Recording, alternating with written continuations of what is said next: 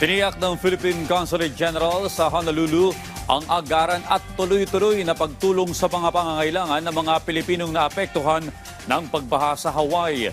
Yan ang ulat ni Bea Gaza de Guzman.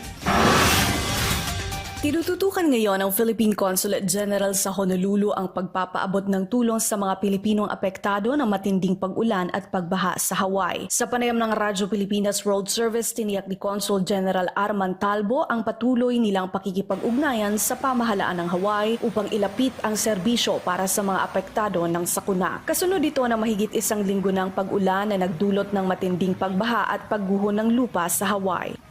Ang susunod na mangyayari dito is yung reconstruction and rehabilitation ng mga affected areas, affected communities. So tayo din paglabas ng mga information, tayo ay makikipag-usap sa State of Hawaii at saka sa City of Honolulu, mga local government dito, kung anong mga tulong ang available po para sa mga napinsala para ito ay ating mailapit sa ating mga kababayan. Bukod sa baha at malalakas na alon, pinag-iingat din ng konsulado ang mga Pilipino sa banta ng dam failure. Partikular na binabantayan ang bahagi ng Halewa at Waialua kung saan malapit ang Wayawa Dam.